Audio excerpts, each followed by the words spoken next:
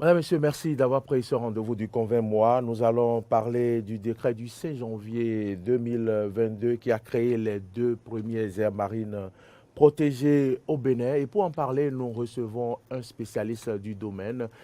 Nous recevons donc Dr Christian Adjé. Dr Christian Adjé, bonjour. Bonjour Maurice. Merci d'avoir accepté notre invitation. Vous êtes océanographe, vous êtes chercheur à l'Institut océanographique du Bénin, vous êtes spécialiste dans la gestion des ressources maritimes, il faut le préciser. Vous êtes auteur de plusieurs livres, mais représentant du réseau régional des aires marines protégées, Rampao au Bénin et au Togo. Docteur, c'est quoi une aire marine protégée? Ok, une fois encore, bonjour Maurice. Bonjour. Oui, une aire marine protégée, à un français terre à terre, c'est juste une réserve pratiquée en milieu marin. Je m'explique. C'est-à-dire, c'est un peu comme les parcs que nous avons sur le continent. Nous avons des forêts classées. Tout à fait. Voilà, donc la même chose, on le fait en milieu marin, au niveau de l'océan. Oui. Donc c'est un espace délimité. Délimité et que dans l'objectif est de faire la protection des ressources maritimes. Comme vous le savez, on va en arriver là. Aujourd'hui, les ressources halieutiques sont vraiment en baisse. Donc, c'est la même chose. Donc, on fait cette réserve pour inverser la tendance.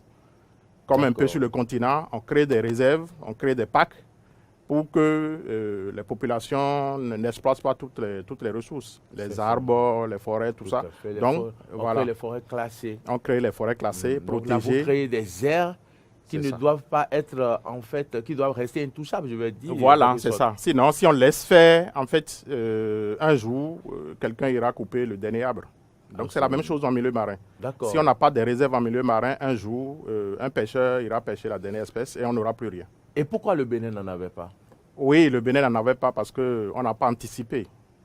On n'a pas anticipé. Il y a beaucoup de pays africains, je ne vais pas citer les pays de l'Occident, les pays africains qui ont anticipé par exemple. Le Sénégal, par exemple, a aujourd'hui, à l'heure où on parle, plus de 20 aires marines protégées. Plus de 20 aires marines protégées. C'est vrai que certaines aires marines protégées du Sénégal datent des temps coloniaux, pendant la colonisation. Mais après ça, les gens ont créé d'autres, ce qui a fait qu'aujourd'hui, le Sénégal a pu préserver beaucoup de ressources. D'ailleurs, c'est du Sénégal en Mauritanie que nous avons aujourd'hui les grandes réserves encore en poissons. Hein. Oui, oui, c'est les pays qui continuent de pêcher de centaines de tonnes par jour. Par jour. Alors que chez nous, tu comprends bien la situation. On n'en a pas. Donc il fallait vraiment anticiper avant ce qu'on n'a pas fait. Et quels sont les problèmes auxquels le Bénin faisait face qui vous ont poussé à créer alors ces réserves? Ces problèmes peut-être qui sont particuliers au Bénin. Oui. Je ne dis pas de façon générale qui concerne tous les pays qui partagent l'océan. C'est ça, tantôt je le disais qu'on n'avait pas vite anticipé et aujourd'hui on est face, je vais dire, drame. Si vous prenez aujourd'hui les pêcheurs, vous les écoutez, vous allez voir que les gens vont sur l'eau en mer toute la journée, 2 jours, 3 jours, mais ils reviennent avec très peu de poissons, moins de 10 kilos, moins ceci. Si je te dis que par exemple, le besoin du Bénin en produits halieutiques, on est à plus de 200 000 tonnes, le besoin. C'est-à-dire ce qu'il faut pour combler le besoin, on est à plus de 200 000 tonnes. Mais les plans d'eau du Bénin, que ce soit la mer et les plans d'eau continentaux, réunis, la pêche ne donne pas 40 000 tonnes. La pêche ne donne pas, là où je te parle, 40 000 tonnes. Donc, tu vois, donc ça ne donne même pas le quart de ça. Donc, la situation est encore grave. Ce qui fait que c'est les importations qui ont pris le pas. On importe beaucoup plus de poissons. D'accord. Et comme tu le sais, toi et moi, si on trouve du poisson frais, je suis sûr qu'on va pas aller vers les congelés. Pas du tout. Oui, un poisson qui est peut-être pêché, on ne sait pas d'où, qui a traversé les océans, qui a traversé les temps, tout ça, qu'on a congelé, décongelé, congelé, décongelé, avant qu'on aille l'acheter au niveau de poissonnerie. Tu vois que ce n'est pas intéressant. Donc, par rapport au poisson frais. Donc, la réalité est là. Donc, aujourd'hui, on veut du poisson frais. Malheureusement, on n'en a plus. On n'en a plus. Et si l'État ne décide pas de faire quelque chose là, maintenant, c'est que d'ici là, on n'aura plus rien, comme je l'ai dit tantôt. Quelqu'un ira pêcher la dernière espèce et on n'aura plus rien. Donc voilà ce qui a motivé le Bénin. Et puis depuis en 2017, le ministère du Cadre de vie et de développement durable a pris l'initiative maintenant de créer ces aires marines protégées. Et comme tu le sais, l'Institut océanographique étant l'organe scientifique de création des aires marines protégées, on a été contacté en 2017 pour être à leur côté. Donc, nous avons démarré les études, identifié les sites potentiels qui peuvent amener à ça. Et maintenant, nous avons conduit les études jusqu'à l'aboutissement. Donc, il y a eu plus de 5 documents scientifiques qui ont été réalisés. De 2017 à maintenant. De 2017 à 2022. Il y a plus de 5 documents scientifiques qui ont été réalisés et qui sont tous en ligne actuellement. On a caractérisé les sites, on a fait l'inventaire des ressources qui sont là, on a évalué les impacts qui sont sur les ressources, et tout ça, et on a fait maintenant le projet de décret qu'on a déposé, que le ministère de cadre de vie a envoyé au niveau du gouvernement. Et heureusement, le 5 janvier 2022, le président de la République a pris un décret pour créer ces aires marines protégées, qui est vraiment un ouf de soulagement. Je le dis parce que ce n'est pas la première au Bénin. D'accord. Oui, en 2005, nos aînés avaient déjà tenté de créer les premières aires marines protégées. Donc les documents ont été réalisés jusqu'en 2007. Mais malheureusement, ça n'a pas abouti. Ça n'a pas abouti. C'est vrai que je revenais de l'université en ce moment. Je participais à certains ateliers où j'entendais un jour une ONG disait que nous n'avons pas de compétences au Bénin en matière d'aires marines protégées. Et tu sais bien sûr, Maurice, c'était vrai, non? C'était vrai. Et je vais te dire même que c'est ça qui m'a même motivé à aller de l'avant. Oui, en 2005. Et à continuer au pays. Et à revenir au Bénin. Voilà, donc ça m'a vraiment fait un tic. Et je me suis dit, je travaille sur cette thématique qui m'a amené, comme tu le sais, entre le Bénin et le Canada. J'ai fait des recherches là-bas et j'ai travaillé également en France pour ça. Et puis en 2011, j'ai écrit déjà mon premier ouvrage sur comment créer et gérer les aires marines protégées. Donc l'édition Union européenne l'a déjà publié, c'est toujours en ligne. Si tu écris mon nom ou bien tu écris les AMP, tu tapes sur Google, tu dois la voir. Donc j'ai poursuivi ma thèse, toujours entre le Canada, la France et le Sénégal. Et en 2018, j'ai soutenu ma thèse ici sur ça. Donc déjà en 2017, comme je te dis, on a été contacté et j'ai eu l'honneur de coordonner toutes les études scientifiques qui ont abouti à la création de ça. Donc voilà un peu les conditions dans lesquelles nous avons travaillé et pourquoi ce qui a amené à la création de ces 2 premières aires marines protégées. Alors dites-nous, docteur Christian Adjé, comment surveillez-vous ces aires marines protégées pour que les populations n'aillent pas pêcher? Vous êtes sur TFM, vous créez des aires marines protégées en haute mer. Oui, sur océan. Comment ça se fait? Je pose une question que le commun des mortels peut se poser. Oui, vraiment, c'est bien. C'est vraiment un défi actuellement pour le Bénin parce que c'est vrai, nous avons créé les premières aires marines protégées, mais le décret qu'il a créé dit que les PAG sont à élaborer. Le plan d'aménagement et de gestion de ces AMP sont à aménager. Ça veut dire que jusque-là, nous avons créé des aires marines protégées sur papier. D'accord. Nous sommes d'accord? Oui. Nous avons créé pour le moment les aires marines protégées sur papier. Donc nous devons élaborer. C'est un pas quand même. C'est déjà un pas. C'est déjà beaucoup. Et même c'est ça qui a permis au Bénin d'être membre du RAMPAO. D'accord. Dans ta présentation tout à l'heure, tu as dit que je représente ce réseau au Bénin et au Togo. Voilà. Donc grâce à la création de ces AMP, le Bénin a intégré ce réseau-là. Donc voilà un peu ça. Donc c'est un défi pour nous aujourd'hui d'aller vraiment de l'avant. On doit élaborer le PAG de chaque AMP et maintenant rentrer réellement dans la gestion de ça. Actuellement, si tu vas au niveau de la côte, tu n'as aucun signe qui te montre que c'est ici, c'est une aire marine protégée. Alors qu'on a cartographié, on a délimité déjà tous ces endroits-là. On n'a pas encore délimité, mais sur papier, c'est bien déjà délimité. Donc, dans l'élaboration du PAG, ces activités vont être menées pour délimiter ces zones. C'est-à-dire on va avoir des bouées. C'est en fait des bouées, c'est des jardins flottants qu'on met en mer. Et dès qu'un bateau s'approche ou un pêcheur s'approche, il voit ces engins et sait qu'il ne peut pas rentrer dans cet endroit, que c'est une réserve. D'accord. Exactement comme on fait aussi sur le continent. Il y a toujours des balises qui montrent aussitôt que ici, on ne doit pas rentrer, c'est une réserve qui est pratiquée. Donc tout ça, on a à faire. Donc c'est pour te dire réellement que c'est un défi pour le Bénin. On doit continuer.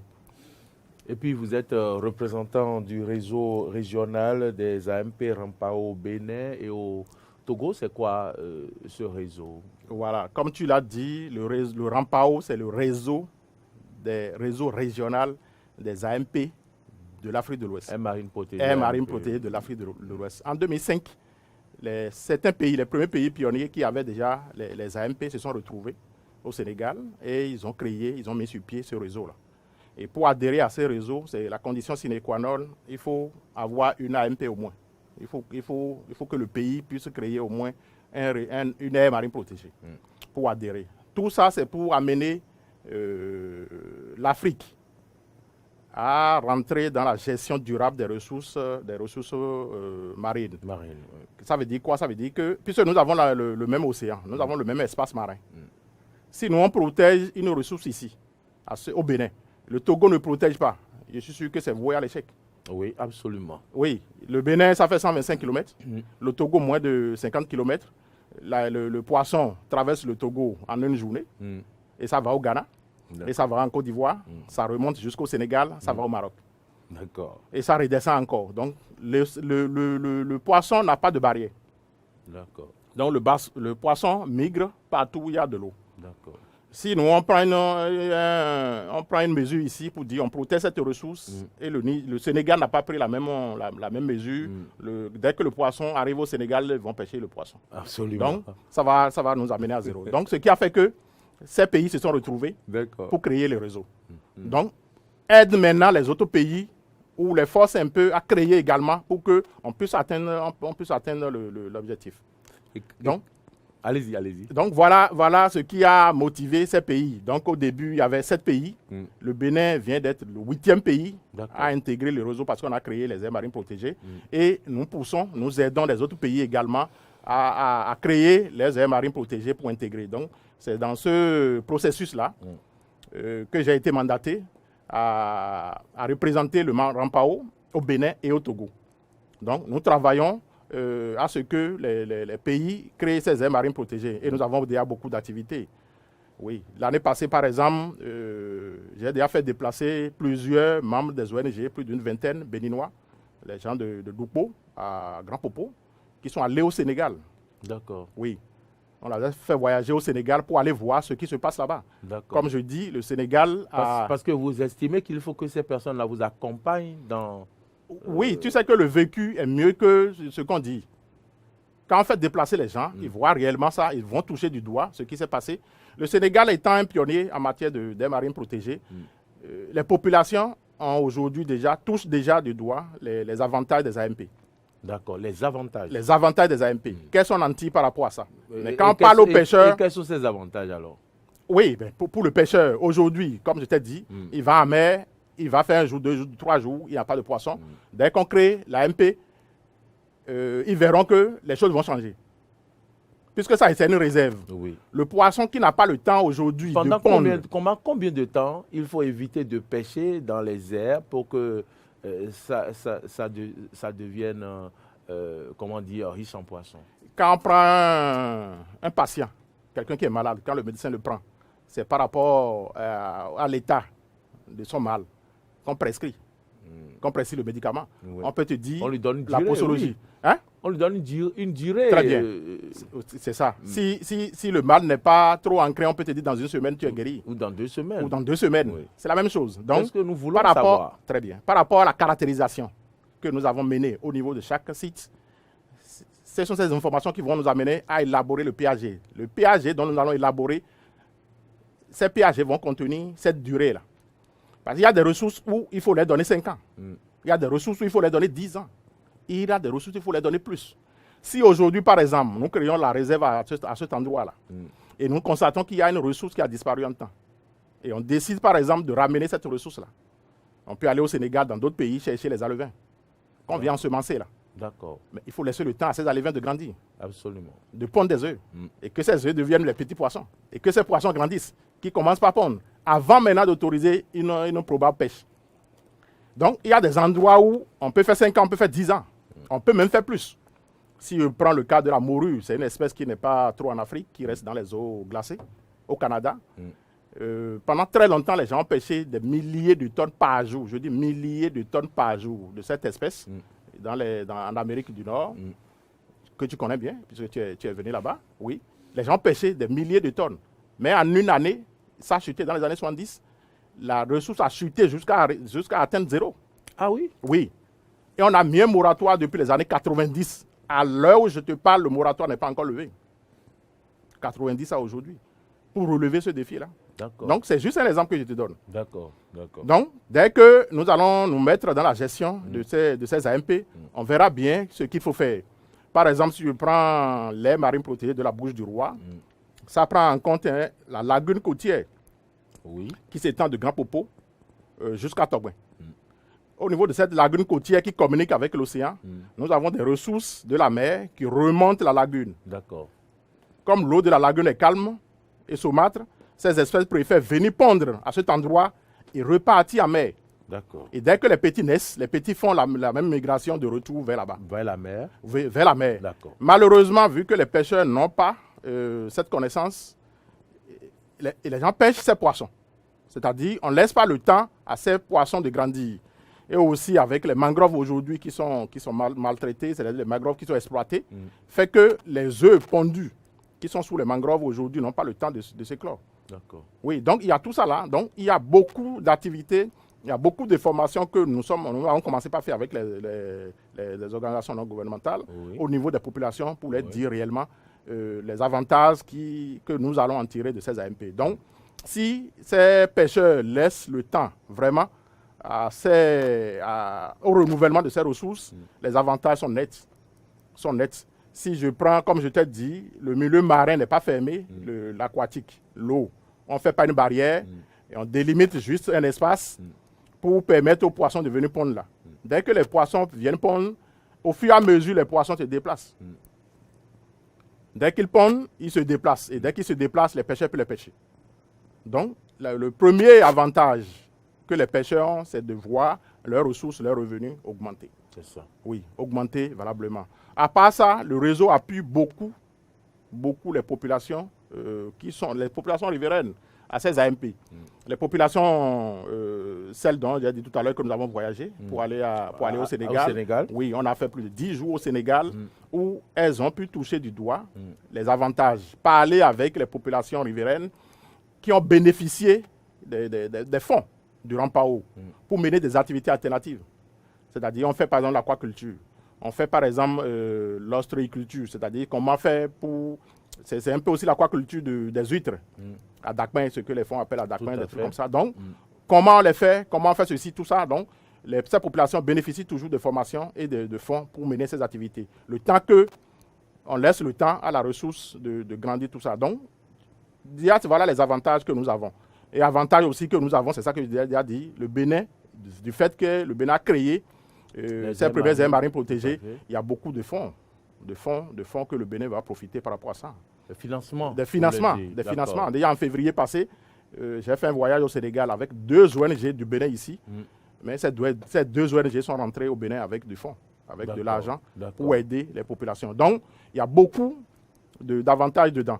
Alors qu'avant, quand le Bénin n'avait pas encore créé ses premières aires marines protégées, le Bénin ne pouvait pas profiter. On ne pas de ces avantages. Les ONG déposent les dossiers. Je fais partie du conseil scientifique du Rampao.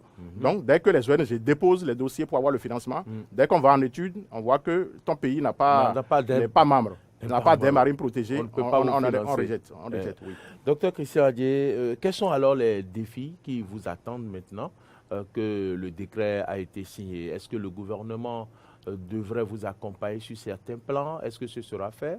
Oui, l'idéal... Dites-le nous et si vous avez un appel à lancer, allez-y. Oui, l'idéal serait que dès que le décret a été pris, que le gouvernement quand même nomme un coordonnateur pour qu'on puisse continuer. Depuis janvier que le décret a été pris, je pense qu'on fait le surplace là. Rien ne bouge et on ne sait pas à qui s'adresser. Ce sont les ONG qui font un peu plus d'efforts. Beaucoup d'ONG m'ont contacté, comme je dis. Et comme j'ai dit, en février passé, on a voyagé ensemble. Ils ont obtenu des financements pour revenir. Et ils ont commencé déjà, ces ONG ont commencé déjà à faire des formations sur place. Il y a même certaines ONG qui tentent déjà de commencer l'élaboration du PAG. Que normalement, le gouvernement devait faire. C'est le gouvernement qui a annoncé, qui a créé ces aires marines protégées. Donc, aussitôt, le gouvernement devait mettre un fonds à disposition, nommer un coordonnateur d'abord, qui doit coordonner le reste des activités à faire, puisqu'on n'a pas fini, comme je dis. On a élaboré jusqu'à 5 documents jusque-là, fait ceci. Donc, maintenant, on doit élaborer les PAG par rapport à ça. Donc, on devait nommer un coordonnateur, mettre un fonds au niveau d'un ministère, et puis aller jusqu'à la fin, élaborer ces deux PAG-là, terminer et mettre en œuvre réellement là, ça. Sinon, actuellement, nous avons des réserves sur papier qui ne sont pas encore dans la gestion. Le ministre du cadre de vie devrait savoir qu'il y a ce chantier. Est-ce que vous ne l'avez pas saisi? Le ministre du cadre de vie, je dis. Je pense que c'est lui qui devrait s'en occuper. Oui, bien sûr. Puisque comme j'ai dit, c'est le ministère du cadre de vie qui nous avait contactés depuis 2017. Et on a commencé les activités ensemble. J'ai travaillé de concert avec le DGEC, le directeur, la direction de l'environnement et du climat, oui, le professeur Pépin, donc, qui me connaît bien pour avoir coordonné toutes les études jusqu'à la fin. Donc, c'est bien ça. Ici, connaît ce défi. Je ne sais pas, je sais pas. Demain, je suis sûr que quand même le gouvernement ou bien le ministère de cadre de vie s'active quand même. N'attendez pas, allez vers eux. Écoutez, il faut les titiller un peu. Ils ont 1000 choses à faire. Peut-être que c'est un dossier qu'ils ont rangé pour le moment. Ce n'est pas une priorité, alors qu'en réalité, ça devrait l'être. Donc, n'attendez pas forcément que oui, comme je t'ai dit, moi, je n'attends pas. Je n'attends pas. Les activités dont il dit là, je travaille avec les ONG. On m'a sollicité, j'ai fait déjà des formations pour les groupements qui sont à Grand Popo et autres. D'autres ONG m'ont invité par rapport à ça. Et comme je dis, il y a aussi d'autres pays. Je dois appuyer également le Togo. Le Togo a démarré déjà. J'ai déjà fait 2 ateliers actuellement au Togo où j'ai assisté, où j'ai présenté comment créer les aires marines protégées, les expériences des autres pays et surtout du Bénin par rapport à ça, avec eux, pour savoir réellement pour qu'on démarre avec la première étape ou identifier le site potentiel pour qu'on puisse créer les aires marines protégées. Donc, on n'a pas, moi je n'ai pas croisé les bras parce que d'abord c'est mon domaine, c'est mon domaine, je continue de faire la recherche. Et c'est pour ça que vous êtes rentré au Bénin, il faut le préciser. Et c'est pour ça, oui, merci beaucoup, c'est pour ça que je suis là, parce que je dois servir mon pays. Donc, je n'ai pas croisé les bras, je continue toujours en attendant que le ministère de cadre de vie réagisse. Je sais que ils n'ont pas oublié, parce que créer une aire marine protégée, c'est déjà un grand pas. C'est un pas. Maintenant, il faut avancer. Il ne faut pas qu'on s'arrête à ce niveau-là. J'ai envie de vous demander rapidement, en quelques secondes, quelle est la part du Maroc, son implication dans le Rempao. Est-ce que le Maroc appartient à ce réseau ou pas? Non, le Maroc n'est pas dans le réseau. D'abord, le Maroc fait partie déjà de l'Afrique du Nord. Du Nord, oui, puisque vous parlez de l'Afrique de l'Ouest. Ils ont un autre réseau. La semaine passée, quand ils m'avaient contacté, j'étais au Maroc. D'accord. Ça, c'est pour le réseau Rafisme. Ça, c'est le réseau des instituts qui font la recherche en milieu marin. C'était pour ça qu'on s'est retrouvés pendant 10 jours là-bas pour réfléchir par rapport à ça. Il y a d'autres thématiques sur lesquelles nous travaillons par rapport à ça. C'est vrai que les ressources halieutiques font partie aussi de du rafisme, de ce réseau-là que nous faisons ensemble. Mais il y a l'océanographie physique, il y a beaucoup aussi de la pêche. Il y a, comme je te dis, c'est un autre réseau pour l'Afrique du Nord. L'autre, c'est pour l'Afrique de l'Ouest. Ce que nous sommes en train de faire ici. Tous les pays, quand même. D'abord, beaucoup de pays ont signé cette convention. La convention sur la biodiversité, la CBD. La convention d'Abidjan, qui oblige les pays à faire la gestion de leur zone marine et côtière. Et puis, l'accord d'Aïchi de 2010, qui oblige tous les pays côtiers du monde à créer une réserve en proportion de 10% de l'espace maritime. C'est-à-dire quoi? Nous, au Bénin, nous avons 125. 125, oui, voilà. Mais 10%. on a, c'est ça, nous avons de l'espace continuellement en mer. C'est-à-dire à vol d'oiseau, on peut faire jusqu'à 222 km, 20 000 miles en mer. Donc, nous avons un espace maritime. Normalement, avant 2020, il y a 2 ans passés, nous sommes en 2022. En 2020, tous les pays côtiers du monde doivent avoir déjà créé 10% de l'espace maritime. Je dis 10%. Ce qui n'est pas le cas. En 2020, on avait créé quoi? Le Bénin était encore à 0. Oui. Et nous avons signé toutes ces conventions. C'est ça. C'est ça ce qui nous met mal à l'aise. On va y arriver progressivement. Oui, voilà. Donc, c'est pour ça que c'est en 2022, 2 ans après, alors que nous avons signé toutes les conventions que je viens de citer, c'est 2 ans après qu'on a pu maintenant remplir une petite condition. Ces 2 aires marines protégées créées actuellement, même quand on les met ensemble, ne font pas encore 1%. C'est ça. Donc, nous avons encore du pain sur la planche. On a du pain. Oui, comme je dis, certains pays comme le Sénégal ont déjà au moins 20 aires marines protégées. La Mauritanie également en a de très grandes aires marines protégées. Donc, il faut forcément que ces 2 aires marines protégées, qu'on crée d'autres. D'accord. Ou soit on agrandit. On pourrait aussi agrandir ces 2 aires marines protégées pour atteindre au moins les 10%. C'est toujours pour notre avantage, comme je te l'ai dit. C'est nos ressources qu'on préserve. Oui, si on le fait. Votre mot de la fin? Mon mot de la fin, je remercie Eden TV qui m'a quand même donné cette opportunité d'échanger sur cette thématique. C'est vrai que sur l'ORTB, d'autres, ils m'invitent également, on parle. Donc, je remercie et je te remercie aussi. Et j'attire l'attention du gouvernement pour dire, le décret a été pris, que nous avons actuellement des aires marines protégées sur papier, mais nous devons avancer, nous devons évoluer pour élaborer les PAG et rentrer dans la gestion de ces AMP.